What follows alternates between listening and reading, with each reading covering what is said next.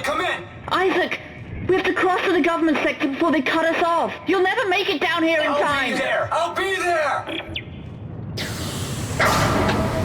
Instability detected in the array alignments. Emergency eject assistance initializing.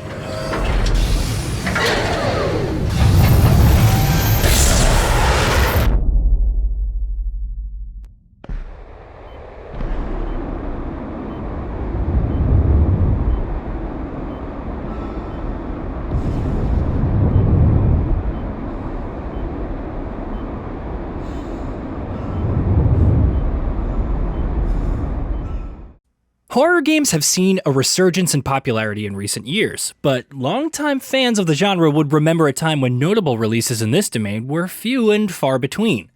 Add to that the waning quality of prominent survival horror franchises like Resident Evil, which has started to stray further and further from its roots with each passing entry, and coming across genuinely scary and memorable experiences was a rarity in these times.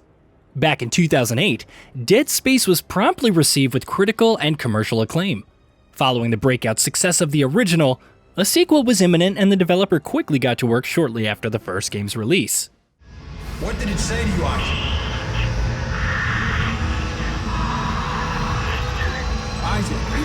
Isaac, can you hear me? After a great deal of pre-release marketing and hype, Dead Space 2 was finally released in January 2011. Critics and fans absolutely lapped up the game, as they continually lauded praises for the game's excellent atmosphere, genuinely terrifying scares, and a markedly more mature and personal story. At the time of writing, Dead Space 2 stands at a shining score of 90 on Metacritic, and more than 11 years later, it remains one hell of a game to look back to.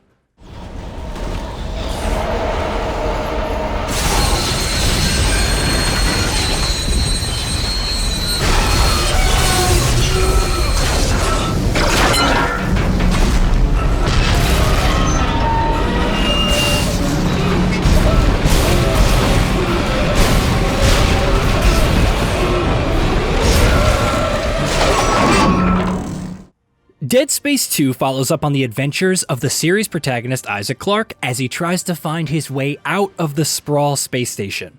You see, after going through the horrors of the first game, Isaac finds himself trapped with serious mental issues stemming from the alien markers. Trapped by EarthGov in this mental asylum, Isaac must now escape through these necromorph-infested corridors and alleyways, all while coming to terms with and combating his own personal demons. While Dead Space was by no means a lighthearted adventure, Dead Space 2 veers into a much darker territory with its narrative as it tries to deal with heavy subjects like mental illness, and mostly succeeds in the aspect with its description of Isaac's twisted mental state.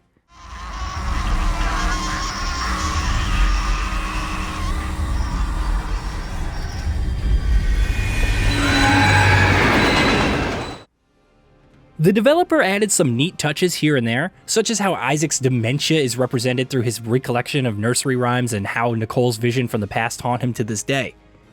In addition to the central character, there are supporting characters such as the likes of Strauss and Gwen, which may not be most memorable, but combined with the gripping story, makes for an enjoyable ride through and through. All of this culminates to form a distinct visual identity for the game, which in extension helps create an unsettling and ominous vibe which is perfect for any survival horror experience. Alright, now gameplay. Dead Space already nailed a meticulous and methodical gameplay that borrows from the likes of contemporary horror games while injecting a few neat ideas of its own. While just giving out more of the same would have been decent enough for most fans for the first game, the developer added a few neat tricks and embellishments that breathe new life into this amazing combat system. Isaac Clarke is both more nimble with his movements and more proficient with his guns, which makes for a markedly faster combat system. That's most definitely an improvement over the original.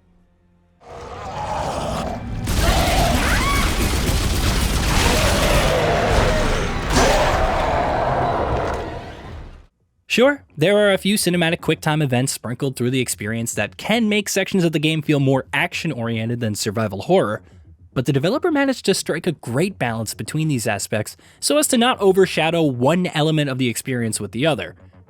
Of course, this wouldn't be the case with the next entry in the franchise, but that's another story for another time.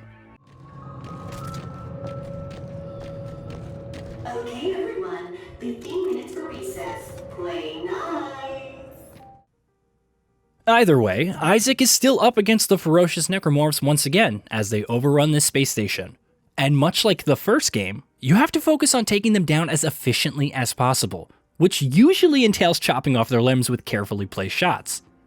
While the actual pace of the combat loop is faster than the first game, Dead Space 2 still retains the methodical nature of the original. You will always have just enough ammunition to barely scrape by enemy encounters, but if you are careless about your shots, you will most likely end up in trouble. You can also upgrade your guns, which helps in providing a gradual sense of power fantasy as you slowly and steadily become more capable of dealing with harder enemies.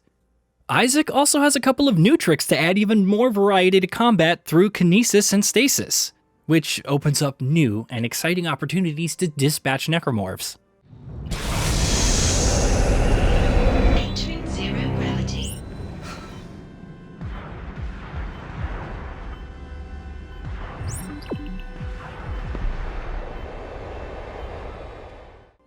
Dead Space 2 also introduced some zero-G sections where Isaac would explore vacuumed-off areas, all while keeping tabs on his constantly waning oxygen supply.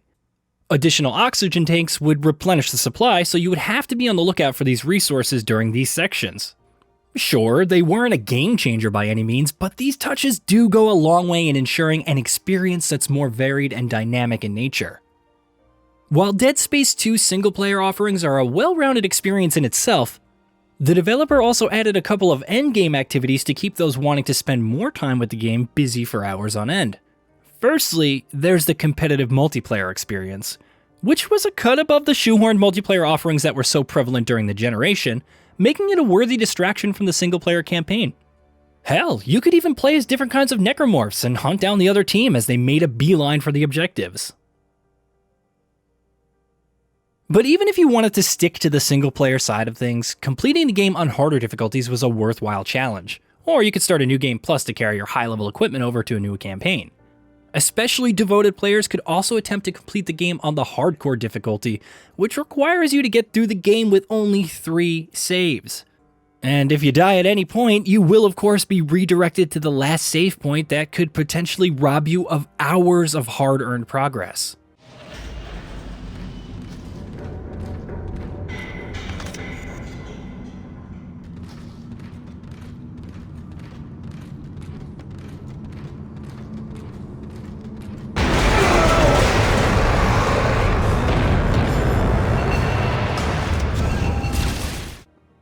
In conclusion, what made Dead Space 2 such an enthralling experience can be chalked up to how the developer managed to check off all the boxes for what fans desire for a sequel. More of the same? Check. New abilities like stasis and kinesis? Check. A gripping story with some sense of purpose and maturity? Check. Topping that off is a surprisingly fleshed out array of options when it comes to endgame distractions like the enjoyable multiplayer and additional challenging difficulties. While going back to Dead Space 2 may end up feeling a bit hard due to its somewhat muddy visuals and chunky controls when compared to modern releases, the actual experience more than makes up for these rough edges.